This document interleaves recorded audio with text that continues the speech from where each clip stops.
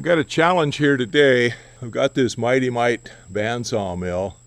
We bought this used several years ago, and we had a choice between two of them. One of them had a 16 horse motor on it and a 16-foot bed, and then this one came up and it's got a 24 horse motor on it and a 20-foot bed. So we chose this one, and we paid too much for it, and it was in pretty bad shape when I got it. I wound up doing a lot of work to it to get it going, but it's worked out pretty good. Actually, the bed's longer than 20 foot, but the bed is long enough to cut a 20-foot timber on it, a log on it.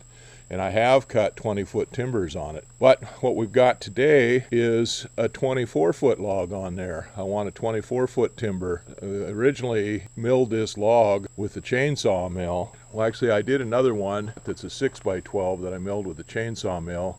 And then I started this one, and I got one side slabbed off, and the mill broke. It was a Granberg, Alaska chainsaw mill, and one of the castings broke on it, so I didn't get a very good finish on it, and I couldn't finish the timber. So it's been sitting out here for several years, and we've got it on the mill here, and I want to finish cutting it. I want to make a 6x timber to go underneath the cabin. Well, of course, you can only cut a 20-foot timber on there. We're going to try to cut a 24-footer. I've heard of other guys doing that on some of these newer mills that have the roller toe boards that they can raise up and then roll the log back. Well, I don't have that on this mill. It's a manual bed mill. But one thing that I do have on here that's an advantage is I've already got one side flat on here. So we'll see what we can do about milling this up. I measured the small end of it, and I was going to try to get as much as I could out of it, but my first cut's going to have to be 7 inches deep. And then I can roll that log over and cut the other face of it off and clean up that other face into a smooth face so I can get a 6x out of it. And then we'll see what we can get on edging it. Probably only be able to get one timber out of it, but we'll see. Anyway, that's the project of the day. I've got a brand new, well, it's not brand new, but a freshly sharpened blade in the mill, and everything's set up. We'll see if we can't mill up 24-foot timber here.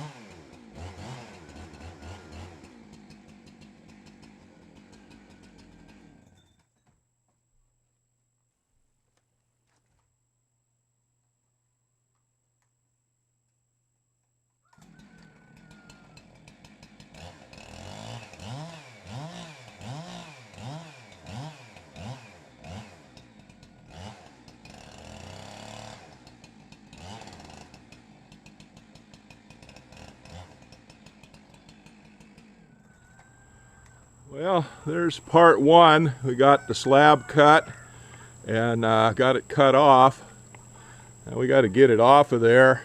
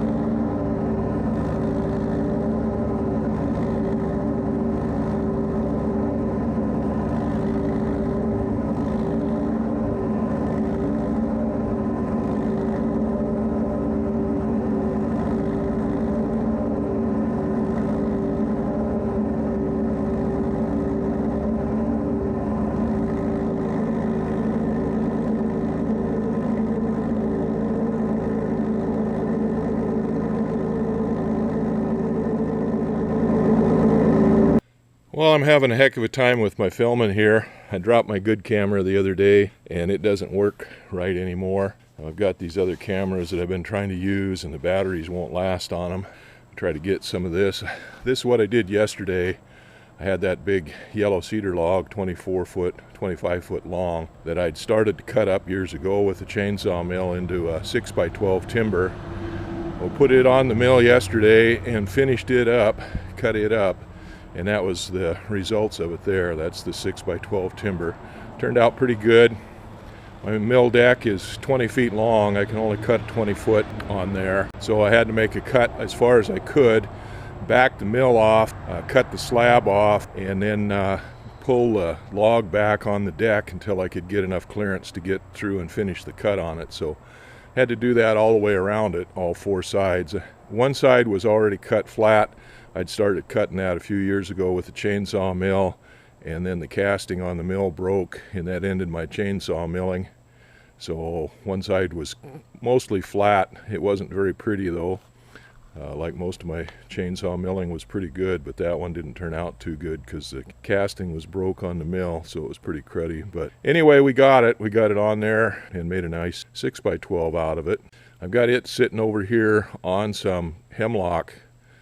Those are just round logs. They were slabbed off on both sides to 6 inches thick. I'd had those for beams in a shed that the bottom of the shed rotted out and it fell off, so I've got those out. I'm going to use those under the cabin. I've got to move the cabin and put that 6x6 or 6x12 beam under it. I've got another 6x12 beam that I cut before I started this one with the chainsaw mill. I've got it over there underneath another building that I've got to tear down, just a temporary building that I made that I've got to tear down. Anyway, that's what we had. Then we got a couple of pieces on there that we cut out of the slabs off of that. There's a 1x on top and a 2x6 on the other side of it.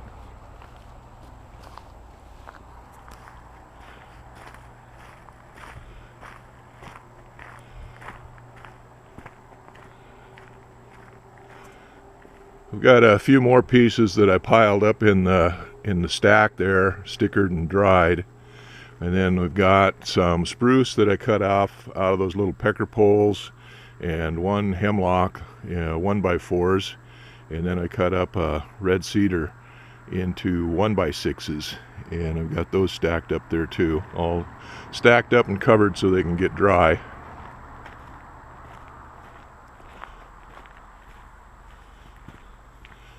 So here's the mill. It's taking the day off today. I've got the leavings of my 6x12, 24 foot 6x12 on there. These are the slabs that I had to, this is what's left of the one slab that I had on it that I had to cut off. And it's cut off to 20 feet long, a little less than 20 feet long. And it was a pretty big slab. So I've got it cut into one 1x flitch and two 2x flitches. Well, actually, I think there's two 1x flitches there, but these two on this side are going to have to be cut off because the rind runs out on them there. So that one there will be cut back, and it'll make a good 8 or 10 foot 2x. It could be cut down into 2x6s or 2x4s or something like that. And that one there is pretty nice. That's about 24 inches on the butt end down there, and then it tapers down onto this end to about 12 inches. And then there's the slab laying there of what we cut the day before. That's just to show the difference. That's western red cedar. So we got western red cedar laying there beside Alaska yellow cedar. You can see the difference in them. The yellow cedar is really a white, light yellow wood, and of course the western red cedar is red. And the yellow cedar is a lot harder than the red cedar. So that's been part of my cutting for the last few days. Here's some more of the leavings of the yellow cedar, and some more of the leavings of the red cedar. It just flitches off of the, or slabs off of there. I can make something out of some of those. And then this is off of, this is a western hemlock slab here off the western hemlock tree. We still got a little stack of the hemlock pecker poles there that I've got to cut up, but they're in better shape than I thought. So I've got some other stuff I got to do right now. And then other log pile that's all deteriorating. Got to get that stuff cut up here too.